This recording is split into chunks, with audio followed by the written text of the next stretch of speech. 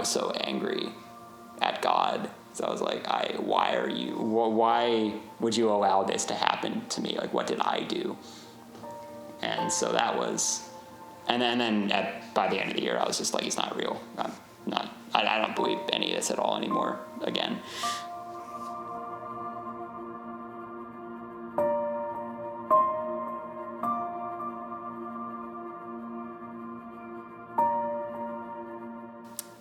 I'm Cole James.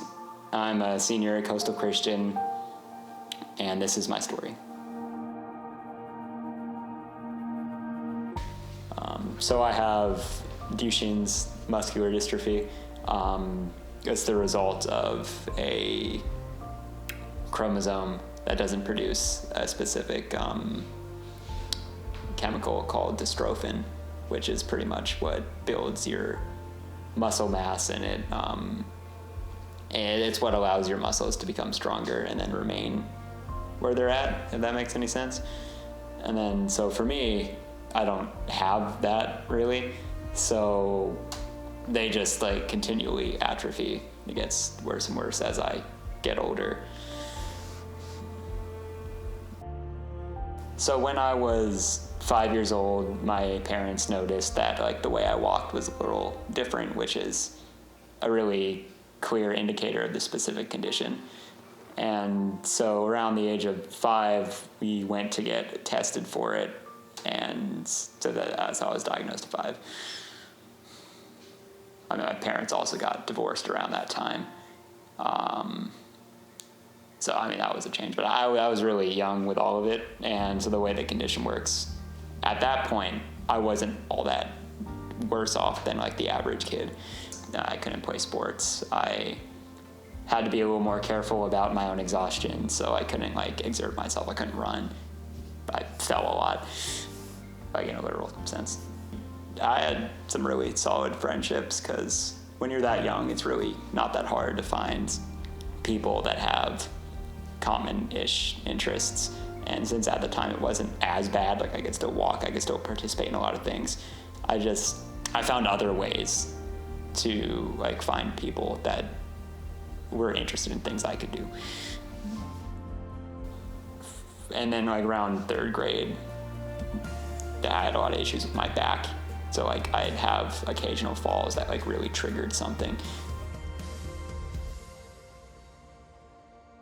So around 6th grade I was still functional and still able to walk, actually, a pretty remarkable distance given my age and my condition. But a guy I talked to wasn't really my friend. Pulled a chair out from under me, and I fractured my spine in 3 different places because of this medication I was on. Kept my like muscles working as well as they could, but it made my bone density a lot less, if that makes any sense. In 8th grade, I fell again and fractured my back in 3 places again. So around that time is when we decided that we needed to get me, off the medication. And so we started, towards the end of my freshman year, we started sort of weaning off of that stuff because, and my, obviously my physical ability went way, way down, and it was a lot harder to get around, and it was still kind of new to me. And then freshman year, we decided to go to Coastal so I could walk still, because it was much smaller, because I didn't want to go into a mobility device immediately, because in a public school, because they're so big, I would have had to instantly. So that was a big part of Coastal, and not to mention, obviously a lot safer. Kids caused a lot of problems for me in public schools, like knocked me over, fractured my spine, all that fun stuff. But so that was a big part of the allure for Coastal at the beginning. Sophomore year, my physical ability went way down because we got off this medication, and I was supposed to use this small chair just for getting through like long distances. But I was very stubborn at the time. It's a really hard adjustment. I still walked. I still pushed myself to just walk normally. And then, the first Friday of that year, I fell and fractured my left hip. And then we went to get it x-rayed, and the technician screwed up and said that it wasn't fractured when obviously it was. And so I kept walking on it, and that caused it to be dislocated further, which eventually made me fall again. And then I fractured my right hip. About a week later, we got an x-ray for that. And they're like, yep, so your right hip's fractured and the left one was fractured the whole time. And now you're going to have to go up to Duke to get surgery done. So I got pins in my hips at the age of 16. And so that was a lot of the time. And then obviously after that, it was I couldn't walk anymore, so I had to get used to that. And then continuing that year, I was trying to still kind of walk, and I fell and broke both my legs, like right after recovering from the other thing. And so had to deal with casts and all that stuff. And it's when you're essentially living in the body of a 90-year-old man, having 2 broken legs is a lot harder than if, just a regular person. So that was a very hard, very dark period for me.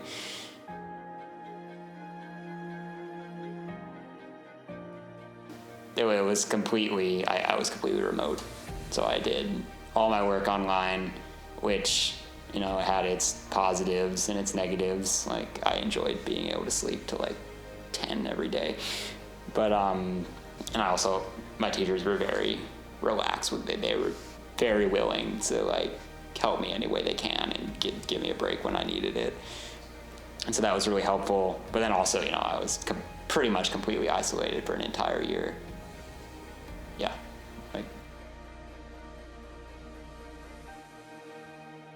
My isolation affected my mind a lot with, obviously being separated from everyone else, and just a very dark pit is the best I could say it. Like, I was just consistently very, very unhappy, and I became like obsessed with some things that weren't very positive, and that messed with my head, and it was just depressing. It was like a mournful period of all the things I'd lost, all the pain I dealt with, and well, if we go way back to like 6th grade, that's where I would say I acted like I really lost my faith, and that's that. At the time, it was just like, everyone has that, like, when you're young, that sort of questioning before you really understand everything. And then, so I was kind of in that for a while, and then, freshman year, there wasn't any faith. Like, I just didn't believe at all whatsoever. I couldn't.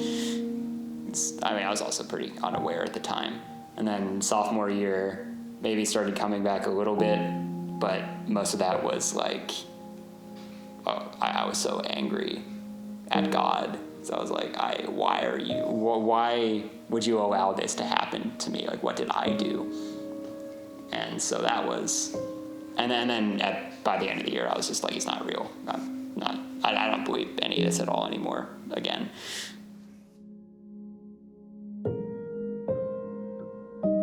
Junior year, maybe like the second week of school, I was sitting in apologetics, and one day it just sort of like came back to me like all at once, and it was a really intense experience. Maybe not intense, but like I just felt it like something.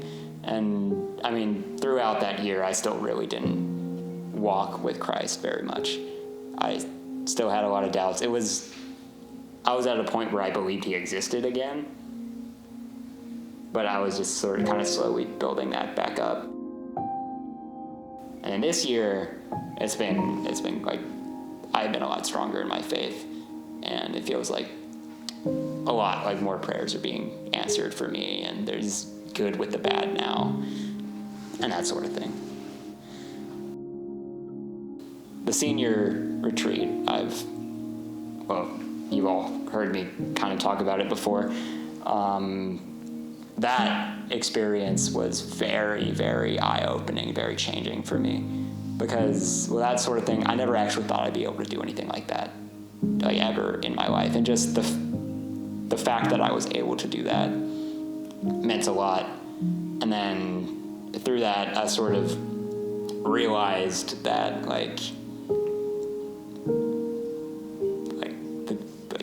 my class, they're a lot more genuine and, well, essentially better than I had perceived them before. And then just like the spiritual feeling up there is really, really powerful. And that definitely really helped me let go of any cynicism I had, any hate, and any doubt that, what I believe is at least correct, or it's at least helpful. And so that was just a really amazing experience. So suffering is mentioned a lot of different times in the Bible. I don't know the exact verses off the top of my head, but a lot of it's, as Christians, we're made to suffer so we can be closer to God, and so we can better influence the world around us. And it's absolutely necessary, and those who suffer more in life and continue to believe in faith will have more when they're in heaven. And so that's helped me a lot. And then just how the suffering is going to be used. A trial can exist in many different things. It can be a lot of different things. It could be socially, in your family, physically. It could be death or some kind of sickness, or it can just be a sense of just defeat and you don't know why you feel that way. And so everyone has their own trials. They have their own different versions of it.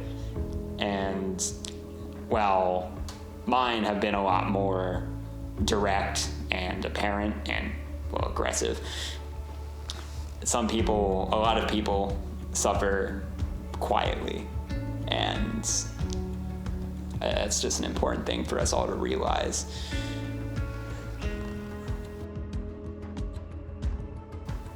One day I want to help people that have dealt with this sort of thing and stuff like that. And I believe that the suffering has really shaped me into that, if that makes sense. Like someone who wants to help other people not have to deal with this.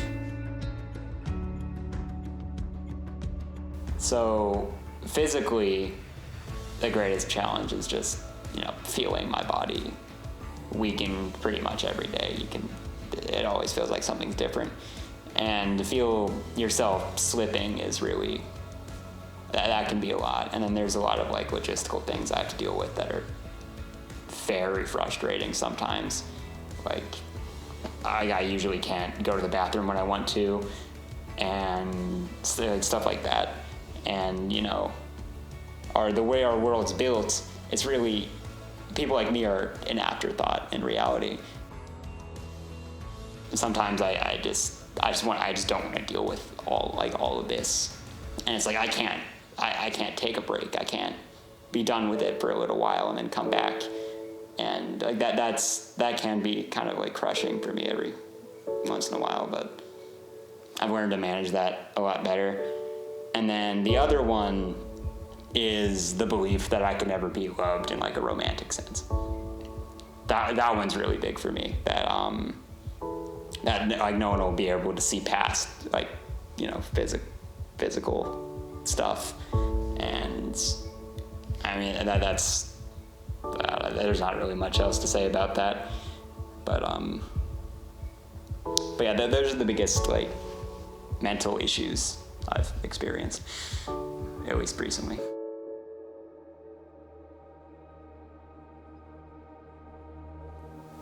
Um, it's coastal. It's a little difficult for me considering, like, I went to a public middle school. I was literally just not at school for an entire year, and yeah, I can't participate in like sports and stuff like that. And I'm not interested in that, and there's nothing wrong with it, but our school is very focused on that sort of thing, so that just makes it a little harder. But I mean, outside of school, I have a lot of very, very good friends. I do a lot of stuff with them, so socially, I've done well for myself, but at school it's just a little tough, you know.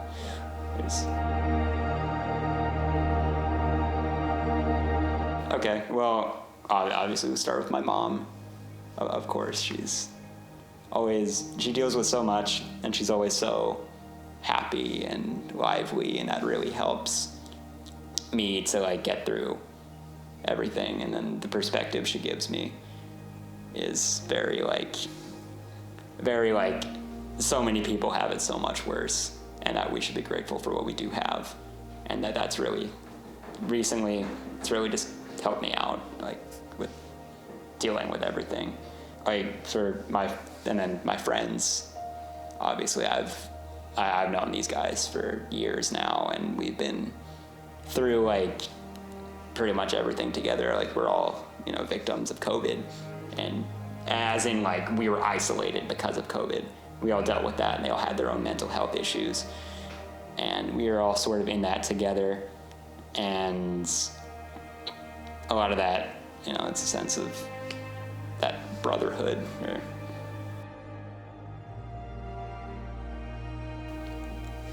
Probably my closest friend is Cooper Medlicott. I've known that guy since I was 5, maybe, and he dealt with a lot of mental issues that I did, you know, a long time ago. But like through, like we kind of both regained our faith together around the same time, and so he's really helped me to stay accountable. And he specifically, like this last 2 years, has been very important, like for me to help me out. And then, oh yeah, at Coastal, I've had a lot, like the teachers I've had have been so much better than they ever were in public schools. Like it's so much more personal that way. And I've always been told by a lot of different teachers that like I have a lot to offer the world, and that's, while I didn't hear it before, now it's like the fact that that was there, I think did help me more than I realized it did.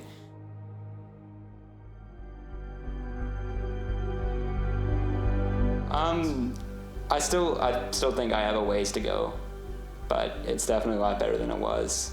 And that belief has now like consistently made me feel like, I don't really know how to describe it. It makes me feel like I have purpose. Yeah. And yeah, it helps me to be calm and just comfortable with whatever the future brings. After I graduate, I'm still figuring out which school I want to go to, but I want to go into psychology, as in like therapeutic psychology, to just help people with whatever mental issues they have and that sort of thing, and talking out about mental health. And yeah, I mean, because there's so much stigmatism with mental illness and that sort of thing that a lot of people don't understand. And in our society, if I'm going to be honest, it seems like we support mental illness. We like praise it almost. And the Lord gave me a pretty loud voice, and it's about time I started using it. And so that's what I really want to do, is help individuals and then also our society as a whole.